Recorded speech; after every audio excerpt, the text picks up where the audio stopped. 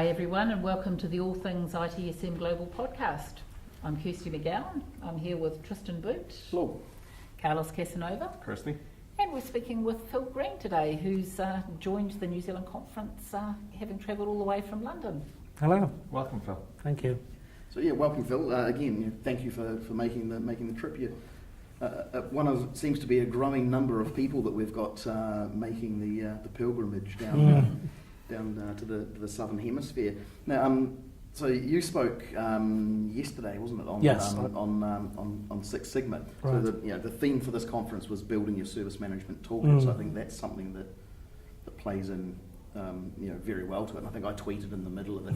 SIPOC is officially my favourite Six Sigma tool. Is it wrong to have a favourite kind of? But can you sort of maybe explain? How do you actually see Six Sigma helping service management? Well, it's about using your data and using it correctly, because it's easy to look at a data point and think, I don't like the look of that. We've not met the SLA, or sales are down that month and inventory is up that month. And you react. Management asks for a monthly report, you have to produce an action plan, you go into this in-depth analysis, and you try and fix it. But just because you don't like the number doesn't mean there's anything wrong, because the number is generated by an underlying system. Yeah. So what Six Sigma says is, well, let's look at the underlying system. And when you get all the data points together and chart them up and using Six Sigma tools, which is basically the Deming cycle with statistical process control added onto it. What you think are a set of data points, some you like, some you don't like, it's actually a set of routine noise that there's nothing significant about it. So to target a specific point and say, I don't like that, give me an action plan, or I like that one, I'll throw a party. You may as well do it the other way around. Yeah. Take the one you don't like and throw a party, take the one you do like and beat everyone up.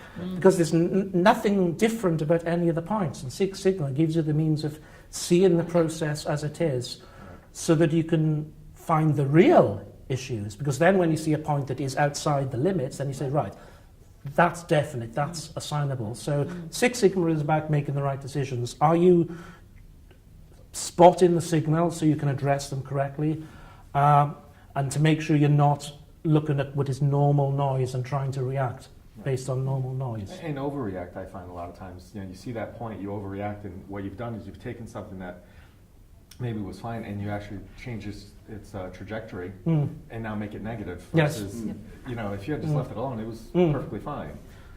So, and one of the points I wanted to make is that if you think about it, if you say to people, I don't like that number, fix it, unless you change the underlying system that's produced it, all the people are going to do is they're going to distort the data or distort the system.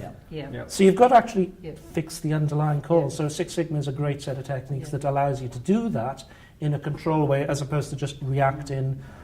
Tampering is what Six Sigma calls it, where you're not actually going to produce a result that's going to mean anything. I mean, because numbers can always be manipulated. Absolutely. To say whatever you want them to say. Absolutely. I guess the other thing I've always thought about Six Sigma too, though, because I remember when I first started off in sort of service management, I had a manager there who was a black belt, so everything was like Six Sigma.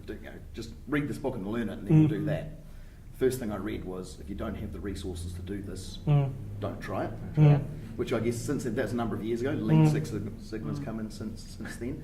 But is it something, do you think you can you pick and choose? Like I mentioned SIPOC before, I think that's actually a really valuable tool to actually understand. It is, and SIPOC, you've got your suppliers, your inputs, your process steps, your outputs, your customers. That's all standard stuff. That's really about, the SIPOC is a way of understanding the process.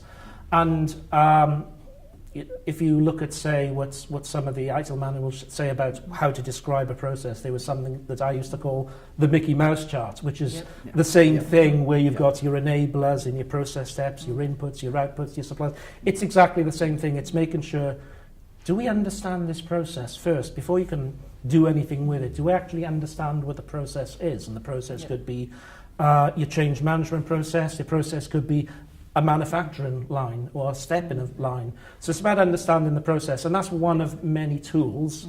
And really all Six Sigma has done is taken the works of Deming and Schuhart, you know, the PDCA cycle, wrapped SPC around it with an overall framework, and you know, it's been branded Six Sigma, but the techniques have been around for a long, long time, and the great thing is they're proven.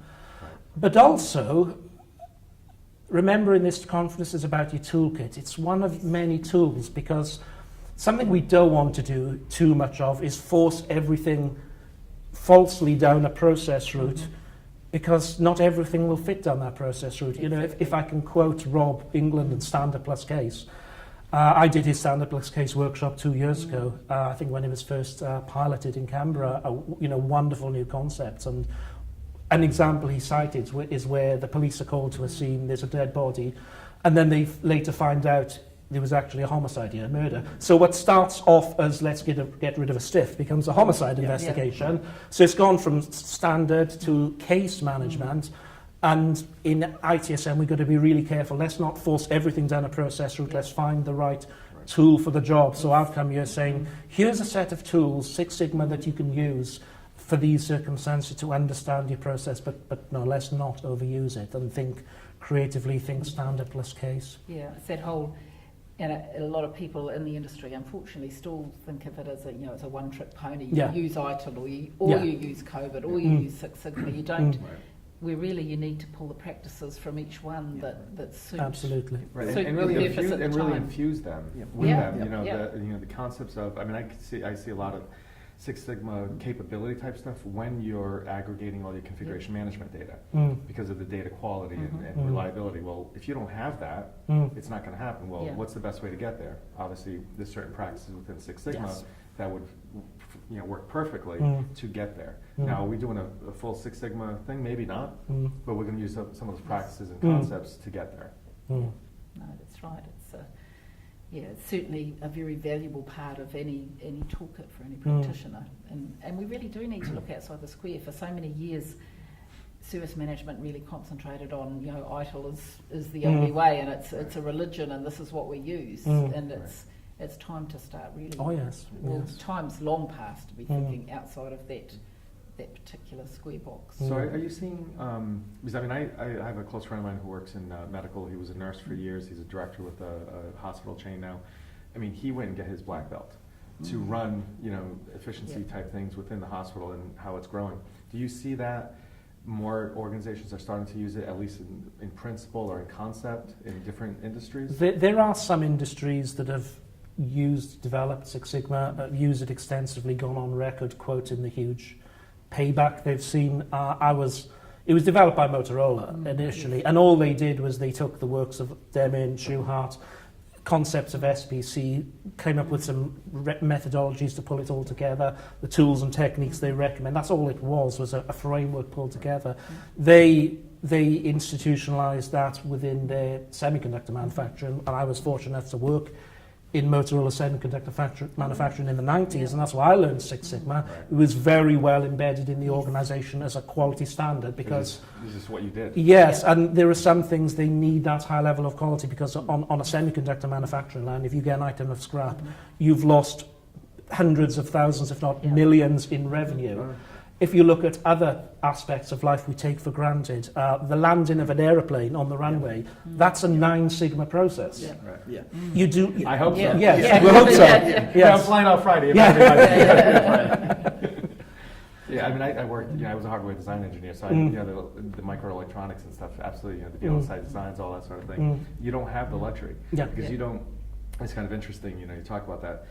One of the companies I worked with, they worked in 2 different sectors. One was military, then they moved over to medical. And certain individuals were very nervous when they moved over to the medical side because of the potential ramifications of the tolerance.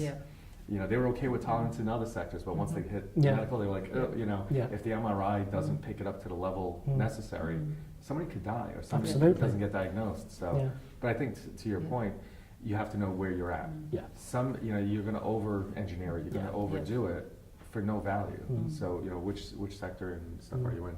Yeah, I think it's that whole horses for courses thing, isn't it? It's you want your aeroplane to be built by using some pretty robust processes. I think it was it was Catherine Howden who talked this morning, said, I don't want to get on a plane and think that it's been built in a DevOps environment.